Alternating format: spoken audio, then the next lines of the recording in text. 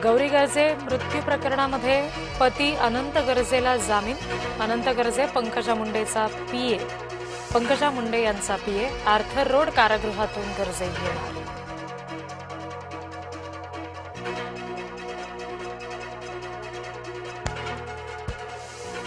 चिखला गावात शिवरायांच्या पुतळ्याची उभारणी वादात. बुलढाण्यातल्या वादाला मराठा विरुद्ध वंजारी किनार.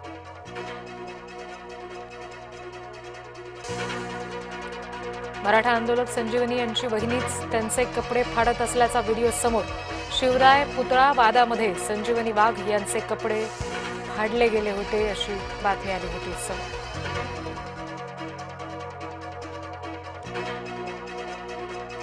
आज बारामती इंदापूर दौंड बंदची हाक. मुसलमान मुलाशी लग्न केल्यामुळे लव्ह जिहादचा हिंदू संघटनांचा आरोप. स्वतःच्या मर्जीनं मुलासोबत गेल्याची मुलीनं दिली होती कबुली.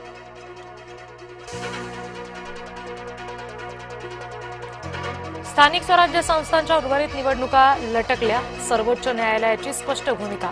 वाढीव आरक्षणासह निवडणुका अशक्य.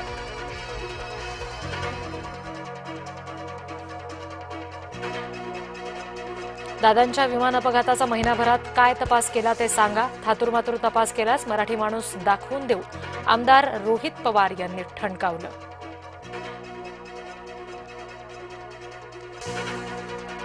अधिवेशन काळात शिंदेंकडील खात्यांची जबाबदारी इतर मंत्र्यांवर. नगरविकास खात्याची जबाबदारी उदय सामंत यांच्याकडे तर दादा भुसेंकडे सार्वजनिक बांधकाम खात्याची जबाबदारी. उपमुख्यमंत्री एकनाथ शिंदे यांचं विधानसभा अध्यक्षांना पत्र.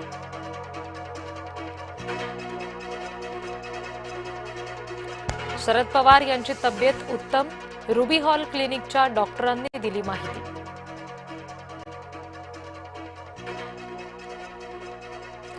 महाराष्ट्रानं दादांच्या रूपात न लाभलेला मुख्यमंत्री गमावला.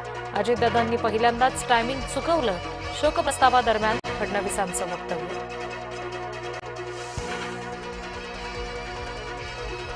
दादांची बदनामी करणारेच आज हळहळ व्यक्त करतायत. कुणाला किती बदनाम करावं याच्या मर्यादा पाळाव्यात. विधान परिषदेत शोकप्रस्तावात नाव न घेता उद्धव ठाकरेंचा टोला.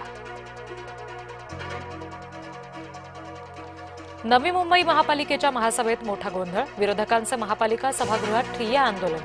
परिवहन समिती सदस्य निवडीवरून सभागृहात गदारोळ. भाजपने नाशिकचे नगरसेवक अज्ञात स्थळी नेले. नामपा स्थायी समिती सभापती निवडणूक बुधवारी.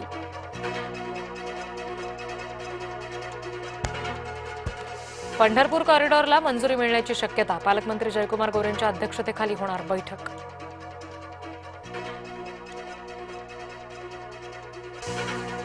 हॉटेल चालकांकडून अंधाधुंद गोळीबार. बोईसर पूर्वेच्या महागाव परिसरातली घटना. हॉटेलमध्ये कामाला असलेली मुलगी मुलासोबत पळून गेल्याच्या रागातून गोळीबार.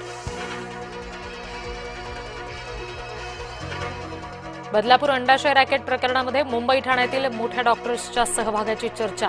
ठाण्यातील काही आयव्हीएफ सेंटरवर सुद्धा पोलिसांचे छापे. 10 लाखापेक्षा अधिक किमतीचा औषध साठा जप्त.